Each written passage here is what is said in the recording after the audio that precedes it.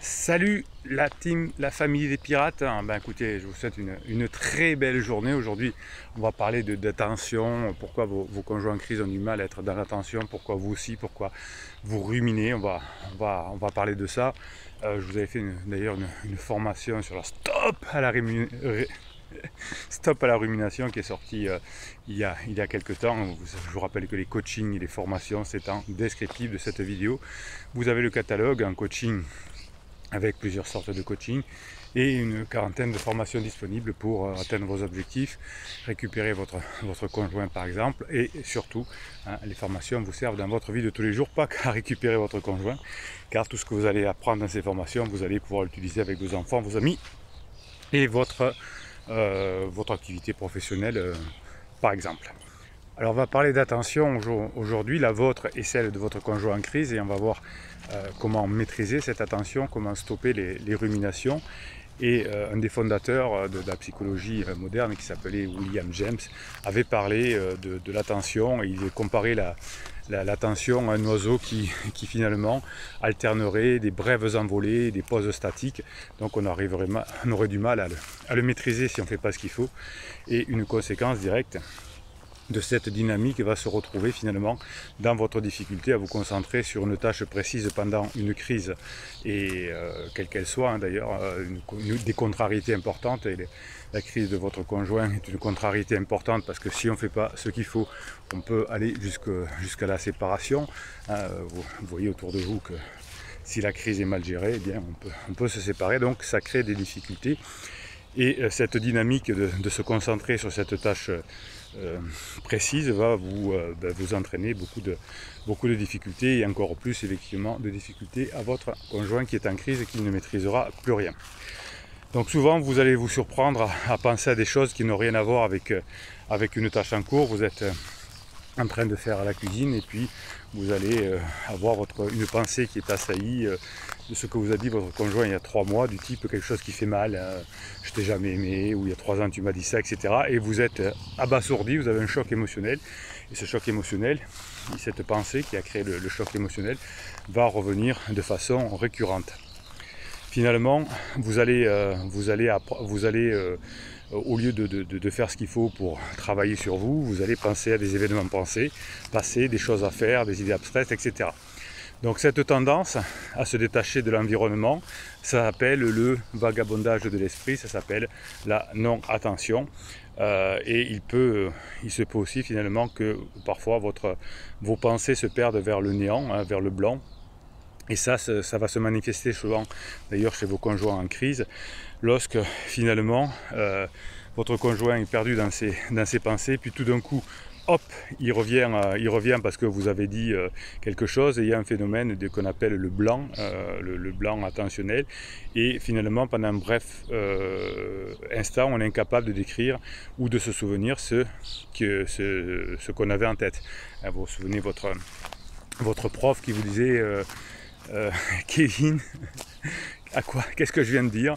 Et là on a ce fameux blanc, ça marche à tous les coups, puisqu'on est subitement ramené de l'imagination à la réalité, et on a un blanc qui nous empêche de nous souvenir ce dont on est en train de penser. Donc quand vous avez un fait saillant qui va vous arriver, vous êtes en train de faire la cuisine et puis un gros bruit, eh bien toutes vos pensées vont s'arrêter immédiatement pour aller vers ce bruit-là, puisque c'est l'instinct de survie, et vous ne vous souvenez plus, à cause de ce blanc, de ce qui se passait juste avant.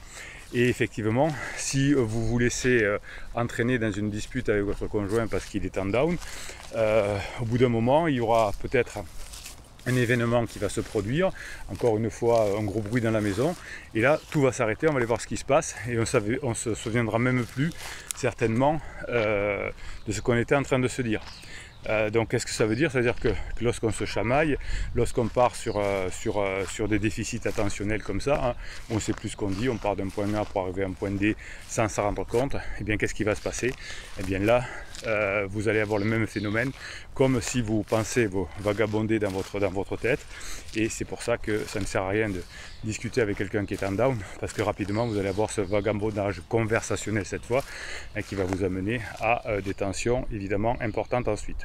Donc lorsque vous allez avoir le bruit dans la maison par exemple, ou le téléphone qui sonne, eh bien vous allez avoir comme si vous vous réveillez finalement d'un cauchemar dans cette conversation, et vous ne saurez pas où la reprendre. Si par exemple le téléphone sonne, on dira où en étions-nous, et souvent aucun des deux n'est capable instantanément de dire où on en était, et ça arrive souvent. Donc pendant la crise existentielle de votre conjoint, on a beaucoup de sautes d'humeur, et on a beaucoup du coup de sautes d'attention pendant sa crise, et ça fait partie effectivement, les sautes d'attention, les sautes d'humeur font partie de la vie quotidienne, mais pendant la crise existentielle, ça fait partie plus de la moitié du temps éveillé, où votre conjoint qui ne sait plus où il en est, qui est perdu comme il dit, va passer son temps à partir dans l'imagination, dans le vagabondage, et y revenir aléatoirement à cause d'un fait saillant. Donc les pertes d'attention que vous avez, mais que votre conjoint a encore plus, peuvent néanmoins conduire à de graves accidents lorsqu'ils arrivent au mauvais moment. Et finalement, lorsque votre conjoint est en crise, lorsqu'il est épuisé après sa crise, eh bien finalement toute tâche va lui demander un effort inhumain, et quand on est fatigué, on va plutôt dans le vagabondage, on se couche dans le canapé, on se réfugie dans sa chambre, et on fait des trucs qui demandent aucune attention, comme scroller sur internet, répondre à des messages, et coucou bisous bisous, des choses comme ça qui ne demandent pas beaucoup d'attention finalement, mais qui permettent finalement de ne pas trop souffrir. Donc tout ça fait tout ça est normal dans la vie de tous les jours, ces sautes d'humeur et d'attention, mais elles sont multipliées par 10 pendant la crise existentielle. Donc en neurosciences, on travaille évidemment sur ces notions d'attention, sur ces notions de concentration, vous vous en doutez. Et en neurosciences, on cherche chaque jour à mieux comprendre ce qui se passe dans le cerveau, quand notamment l'attention fait défaut, soit parce que votre conjoint ou vous d'ailleurs avez un flux de pensées vagabondes, soit parce qu'il va s'arrêter un bref instant, et pendant un bref instant, on ne va plus savoir ce qui se passait juste avant. Donc en neurosciences, on s'intéresse beaucoup au lien entre la fatigue et l'attention. Vous savez que pendant la crise existentielle, à force de faire des mauvaises choses où on n'arrive à rien, on est rapidement épuisé. Et donc nous avons fait des études en neurosciences, où nous demandons à des volontaires évidemment sains de réaliser une tâche au cours d'une journée standard, où ils ne sont pas particulièrement fatigués, où ils ne sont pas en crise. Et l'expérience en question, par exemple, consiste à se concentrer sur un écran d'ordinateur, où par exemple on présente une série de visages, une série de chiffres, quelque chose comme ça. Et ces chiffres ou ces visages sont présentés pendant quelques millisecondes, voire une seconde. Et finalement, les participants doivent appuyer sur un bouton réponse à chaque fois qu'un nouveau visage ou un chiffre différent apparaît à l'écran. C'est pas très compliqué à faire. Cependant, parmi les différentes images, les sujets ont pour instruction de ne presser aucun bouton pour un visage et un chiffre en particulier. Donc c'est un protocole expérimental évidemment qui permet de tester la capacité des participants à maintenir leur concentration sur une tâche et la mémoire de travail. Je vous prépare une formation qui va sortir mercredi pour adapter votre stratégie d'action à la crise de votre conjoint en fonction de la personnalité de votre crise de votre conjoint. Donc on va aller dans la subtilité, ça va sortir, vous allez adapter votre méthode en fonction de votre conjoint, en fonction de comment il est actuellement et de son passé aussi. C'est une formation qui est très poussée et qui va vous permettre de bien comprendre beaucoup de choses, et plus tard, pendant la phase 4 du couple, de savoir exactement ce qu'il faut faire. Donc le protocole expérimental permettait de tester les capacités à maintenir une attention sur des choses assez ennuyeuses à faire. Et finalement, à travers la réponse, les participants ont fait des erreurs évidemment, et les chercheurs ont pu suivre les fluctuations de l'attention des sujets et observer lorsque les défauts d'attention conduisent à un début d'activation, c'est-à-dire défaut d'activation, ça veut dire oublier d'appuyer sur un bouton réponse par exemple, ou au contraire un défaut d'inhibition, c'est-à-dire appuyer sur un bouton quand il ne faut pas, c'est-à-dire un manque d'attention. Donc afin de mieux comprendre qu'est-ce qui se passe dans notre tête à ce moment-là, et on a interrompu les participants à intervalles réguliers pour leur demander si juste avant l'interruption, ceux-ci étaient concentrés sur la tâche ou s'ils pensaient à autre chose, le vagabondage de l'esprit qui est le vôtre pendant que votre conjoint est en crise. Eh bien, en parallèle, on a enregistré évidemment par IRM l'activité cérébrale des participants. On faisait soit par IRM, soit par encéphalogramme. L'encéphalogramme, c'est plus facile à mettre en place, hein, mais c'est moins précis. Et finalement, l'activité électrique produite par les groupes moteurs qui nous intéressaient nous permettait de savoir les changements de dynamique cérébrale. Et donc on sait aujourd'hui dans le cerveau quels sont les marqueurs finalement du sommeil à l'éveil, et en fait on s'aperçoit que lorsque nous nous endormons, l'activité cérébrale change et devient de plus en plus synchronisée.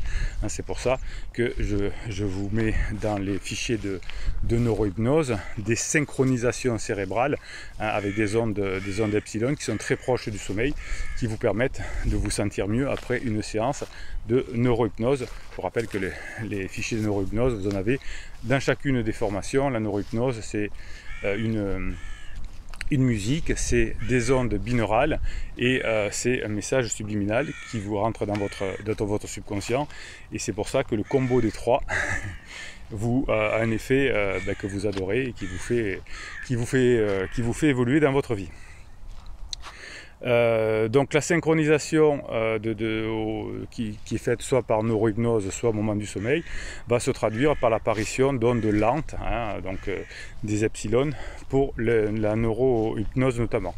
Donc ces ondes lentes, qui vont s'accompagner de phénomènes de silence neuronaux brefs, inférieurs à une demi-seconde, c'est très bref, mais qui expliquent parfois la perte de conscience et la capacité à répondre à un sommeil lent profond qui va vous calmer.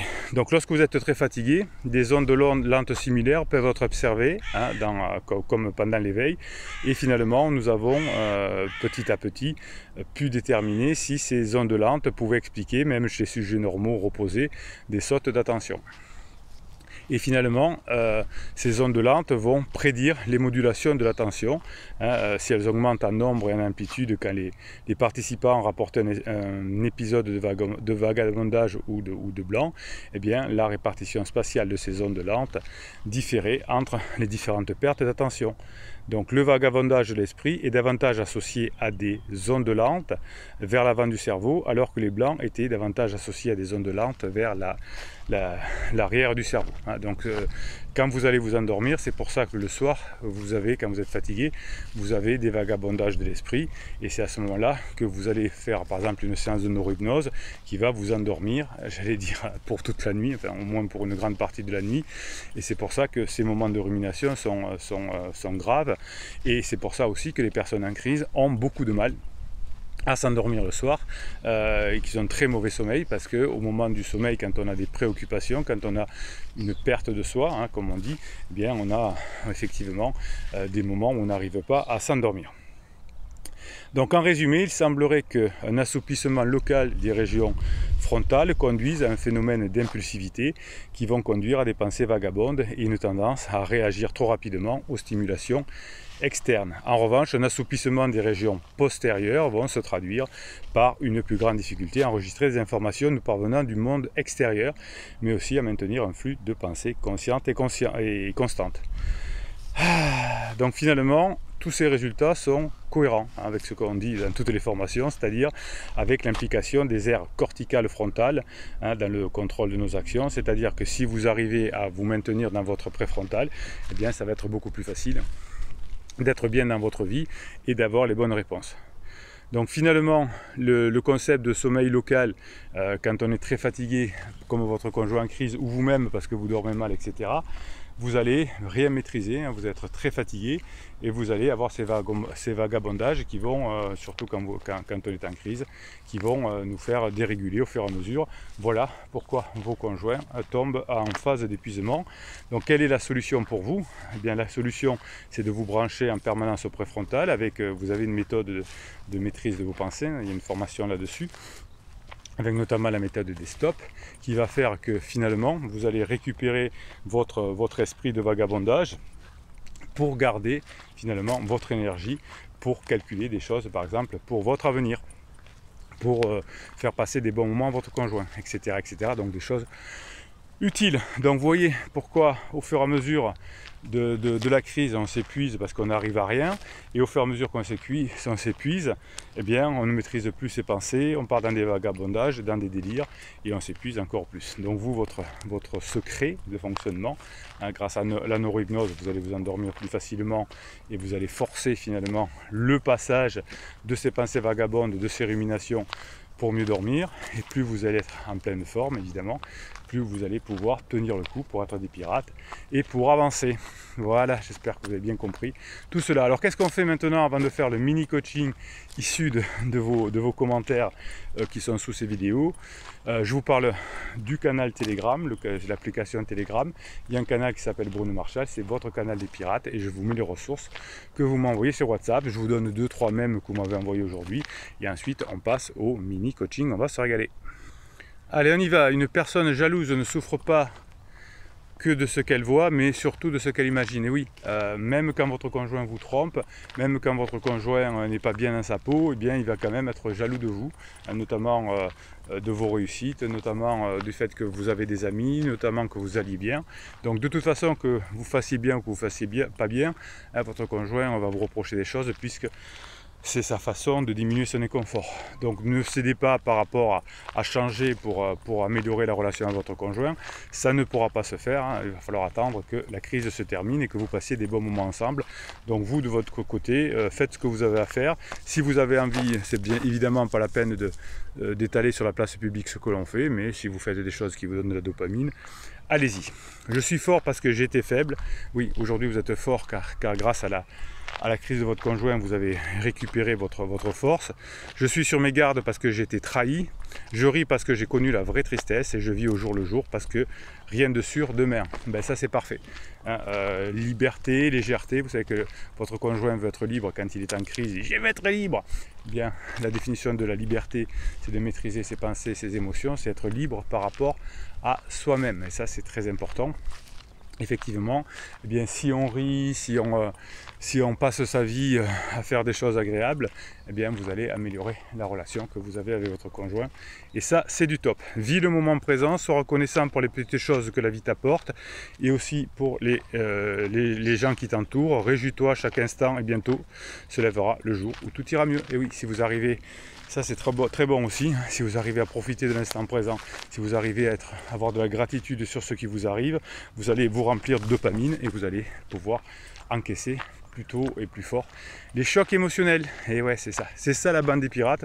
Vous nous mettez des mèmes, vous nous mettez d'une force extraordinaire, des messages, et ça vous aide quand vous avez un coup de mou. Allez, on y va. Donc vous mettez sous ces vidéos, il y a des commentaires, c'est là que vous exprimez les pirates, que vous vous parlez, que vous vous encouragez. Neigeline. Bruno Marchal et les pirates, quels sont les mots employés pour expliquer la crise à des jeunes enfants? Alors vous avez une formation qui s'appelle comment expliquer la crise aux enfants. Alors elle dure 2h30, hein.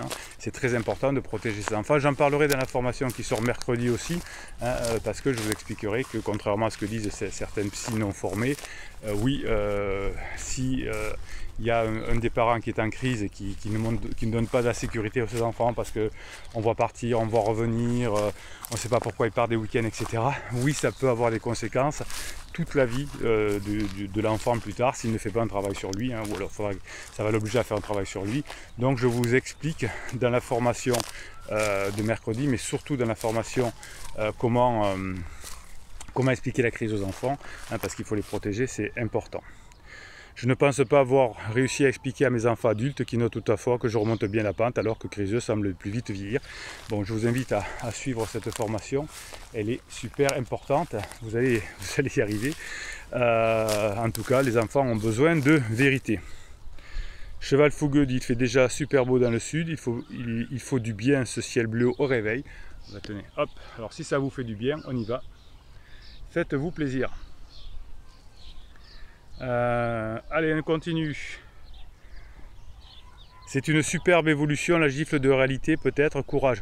Oui, la gifle de réalité, c'est que votre conjoint est dans l'imagination, et puis la réalité rattrape, hein, on ne peut pas Alors, au début, on imagine que tout va bien se passer, que tout va bien, que tout vient des autres et que nous, on va très bien. Et puis, effectivement, la réalité nous met des gifles, hein, c'est normal et c'est bien. Et on apprend comme ça, grâce à la réalité. Vous avez fait des erreurs pendant la phase 2 de votre couple, et bien aujourd'hui, vous avez compris qu'il faut vous former, vous faire coacher, vous faire aider, vous faire entraider dans la famille, dans la team pirate. Et c'est comme ça que vous avancez. Blake.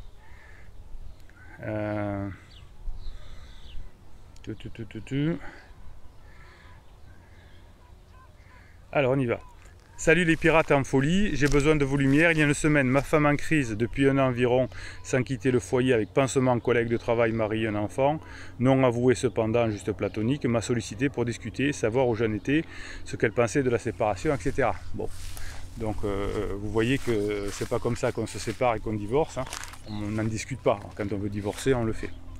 Rebelote aujourd'hui, elle veut qu'on parle car elle n'en peut plus, et oui, sûrement que pansement met la pression. Elle ne supporte plus la situation, elle ne veut pas que je fasse d'illusions, a besoin de prendre du recul pour se retrouver, que la solution sur la séparation, au moins pour un certain temps, etc. Donc vous voyez que votre épouse est perturbée en ce moment. Donc surtout, on passe cette étape de down sans que rien ne se passe, en étant en rock. Et à la fin de ce petit down de quelques jours, eh bien, on repart comme avant. Vous voyez que la plupart des non-pirates font l'erreur de discuter de ça, de prendre des décisions pendant le down. On ne prend pas de décision pendant le down comme quand on a une prise d'otage. On ne négocie pas pendant la phase d'alarme, ça ne marche pas. J'ai proposé un petit repas demain midi proche à son travail, ce qui me laisse le temps d'y réfléchir tranquillement. Cependant, je ne vois pas pouvoir botter en touche éternellement si elle veut vraiment se barrer. Ah ben non, ça c'est sûr qu'on ne va pas botter en touche et que si elle veut partir, elle veut partir. Mais si la seule assurance que l'on a, c'est de passer des bons moments ensemble pour ne pas que la personne parte si on n'a pas envie qu'elle parte. Comme je sais que c'est de l'ultra classique, j'aimerais bien que les pirates me donnent en effet leur avis.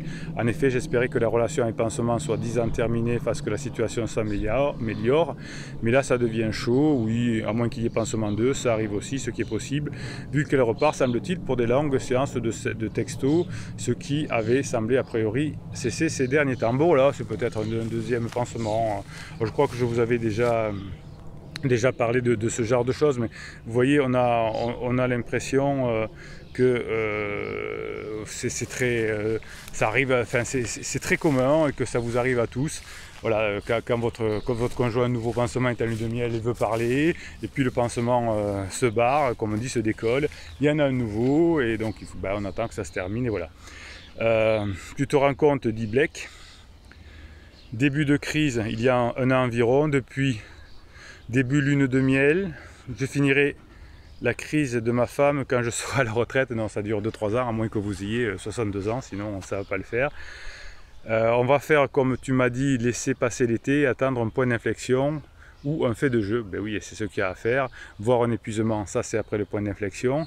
Il m'est venu une idée par rapport à ce coup de pression soudain. La femme de pansement a sa famille à l'étranger et va sûrement s'y rendre sans Urgo qui travaille au camping. Du coup, le champ sera libre pour ma femme, d'où l'idée de se séparer, au moins pour souffler, etc. En prenant un logement dans le camping. Oui, ben je pense qu'il doit y avoir de ça, hein. Donc ça n'a rien à voir qu'elle vous aime plus, qu'elle supporte pas la situation, etc. C'est qu'elle veut vivre ça lune de miel jusqu'à ce qu'on se plante et que on s'épuise et qu'on revienne effectivement. Vous voyez, il y a souvent des raisons qui sont cachées certainement, comme vous le dites, Monsieur Blake le kiffe. Ben voilà, vous êtes dans quelque chose de tout à fait traditionnel.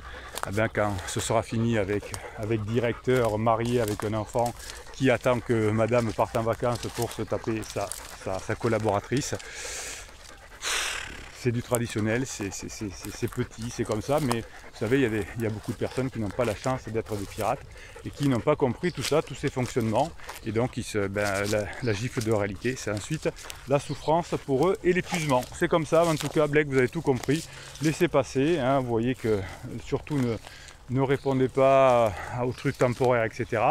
Passez des bons moments, laissez faire, dites on va y réfléchir, etc. Le temps d'y réfléchir, eh bien, la situation a changé avec pansement. Il y a peut-être eu, parce qu'il y a beaucoup d'engueulades avec pansement, c'est une relation qui est très très instable, et donc ça change d'un jour à l'autre. Je t'aime moi non plus. Allez, je vous souhaite une bonne journée les pirates avec le ciel bleu. Voilà. Eh bien, on se retrouve demain. Je vais finir de vous préparer cette formation pour vous adapter à la crise de votre conjoint et de comprendre pourquoi il faut agir différemment avec ses enfants pendant la crise, car ça peut les marquer définitivement, ou en tout cas leur demander plus tard un gros travail sur eux pour sortir de la souffrance engendrée par la crise de votre conjoint qui voudrait se séparer, etc. Allez, je vous souhaite une bonne journée, mettez-moi des pouces en l'air, mettez-moi des commentaires, c'est votre façon de promouvoir votre team, votre famille, car YouTube kiffe vos commentaires et vos pouces en l'air, et c'est pour ça que votre team de pirates grandit chaque jour davantage. Bruno Marchal, il vous dit à très bientôt.